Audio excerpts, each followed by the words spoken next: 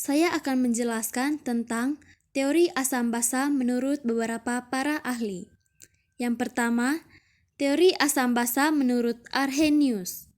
Menurut dia, asam merupakan zat yang bila dilarutkan dalam air dapat melepaskan ion hidrogen atau H+ sebagai satu-satunya ion positif. Sedangkan basa merupakan zat yang bila dilarutkan dalam air dapat melepaskan ion hidroksida atau OH- sebagai ion negatif. Jika HAX adalah asam, maka reaksi ionisasi senyawa HAX dalam air adalah HAX menjadi AH+ ditambah X-amin. Itu merupakan rumusan untuk asam, dengan A merupakan valensi asam atau jumlah ion H+ yang dihasilkan jika satu molekul senyawa asam mengalami reaksi ionisasi. Sedangkan untuk rumusan basa, L dikali OH dikalikan B menjadi Lb+ ditambah BOH- dengan B merupakan valensi basa. Contoh soal yang pertama tentang asam. Asam klorida memiliki rumus HCl. HCl mengalami reaksi ionisasi yaitu HCl menjadi H+ ditambah Cl-. Asam klorida memiliki satu valensi asam sehingga di reaksi ionisasi khususnya di bagian produk dituliskan H+ ditambah Cl- yang artinya memiliki satu valensi asam. Yang kedua, asam bromida yang memiliki rumus HBr mengalami reaksi ionisasi yaitu HBr menjadi H+ ditambah Br- memiliki satu valensi asam sehingga di reaksi ionisasi khususnya di bagian produk dituliskan H+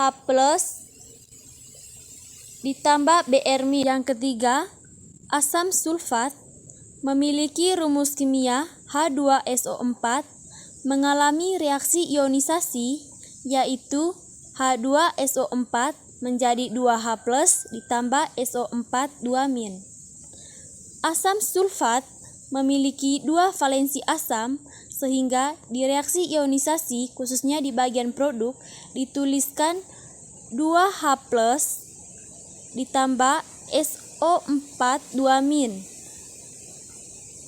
Yang keempat, asam nitrat yang memiliki rumus kimia HNO3 seperti contoh soal yang nomor 1 dan nomor 2 yang memiliki valensi asam 1. Contoh soal yang kelima yaitu asam sulfida sama seperti asam sulfat yang memiliki dua valensi asam atau A sama dengan 2. Yang kedua tentang basa. Natrium hidroksida memiliki rumus kimia NaOH mengalami reaksi ionisasi yaitu NaOH menjadi Na+ ditambah OH-. Valensi basa dihitung dari OH-, sedangkan pada valensi asam dihitung dari H+. Begitu juga dengan soal yang nomor 2 yang memiliki valensi basa 1. Kita masuk ke soal yang nomor 3 yaitu magnesium hidroksida yang memiliki rumus kimia MgOH2. MgOH2 mengalami reaksi ionisasi yaitu MgOH2 menjadi Mg2+ ditambah 2OH-. Pada senyawa ini memiliki dua valensi basa yang dapat dilihat dari bagian belakang OH. Yang berikut ke nomor 4 yaitu aluminium hidroksida yang memiliki rumus kimia AlOH3. Mengalami reaksi ionisasi yaitu AlOH3 menjadi Al3+ ditambah 3OH-. Dalam soal nomor 4 yaitu aluminium hidroksida mempunyai 3. Valensi basa. Valensi basa dapat dilihat dari OH, ada tanda atau angka di bagian belakangnya. Itu yang dapat kita hitung sebagai valensi basa. Yang kedua, teori asam basa menurut Bronsted-Lowry. Di sini ada dua ahli yang mengatakan bahwa asam merupakan senyawa yang dapat memberikan ion H+ atau proton disebut dengan donor proton. Sedangkan basa adalah senyawa yang dapat menerima ion H+ atau proton disebut akseptor proton. Contoh soal. Tentukan pasangan asam basa konjugasi dari reaksi berikut. Reaksinya NH3 ditambah H2O menjadi NH4+ ditambah OH-. Cara untuk menentukan pasangan dari senyawa-senyawa yang terdapat dalam reaksi ini, yaitu dengan melihat dua senyawa yang memiliki kemiripan. Contohnya, dalam reaksi ini, NH3 hampir sama dengan NH4+ jika dilihat dari cara penulisannya, tetapi kedua unsur ini berbeda. Cara untuk menentukan apakah unsur itu termasuk asam atau basa. Jika asam, maka ia akan berkurang, sedangkan jika itu basa, maka ia akan bertambah. Kita dilihat dalam reaksi ini. NH3 ke NH4+ itu bertambah dari 3 menjadi 4, berarti NH3 basa. Sedangkan otomatis NH4+ asam, karena jika asam maka ia akan berkurang dari 4 ke 3. Kemudian H2O hampir memiliki kemiripan dengan OH-.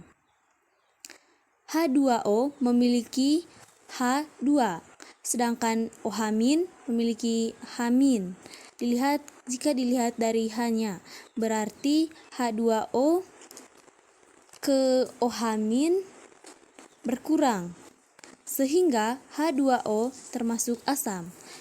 Otomatisnya OH- berarti basa.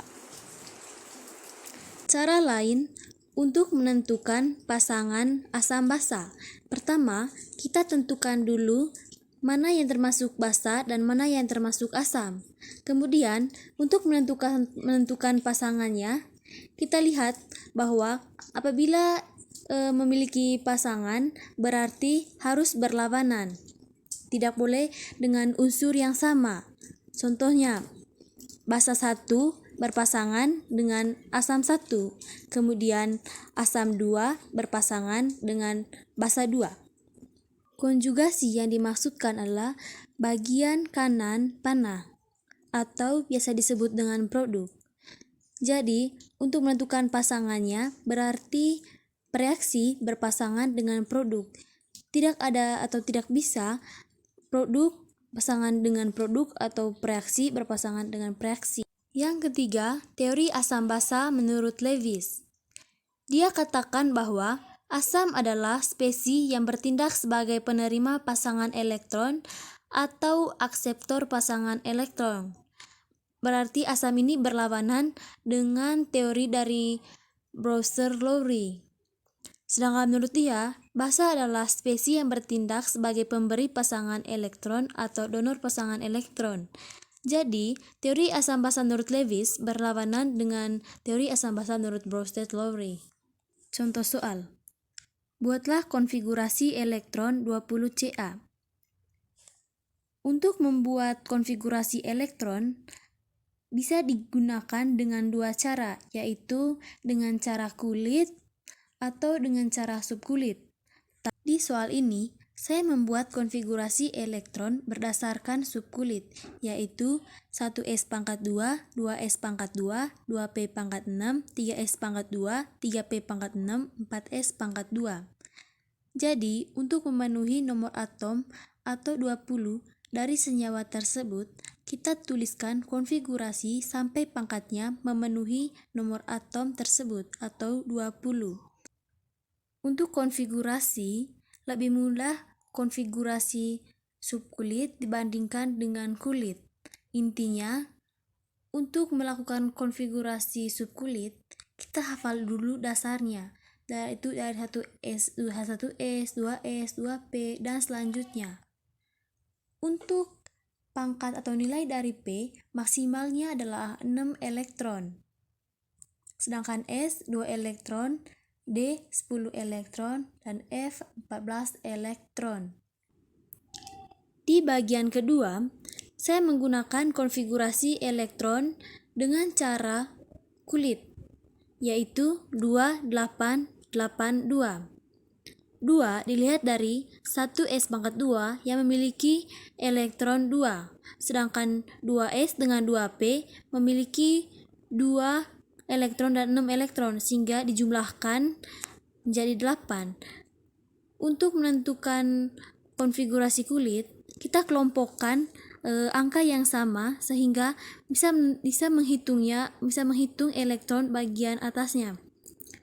2S dengan 2P berarti 8, 3S pangkat 2 dengan 3P pangkat 6 berarti 8, dan 4S pangkat 2 dia hanya memiliki sendiri sehingga 2. CA ini lebih baik melepaskan elektron daripada menarik elektron karena di bagian belakangnya hanya ada 2, sehingga saya tuliskan Ca+.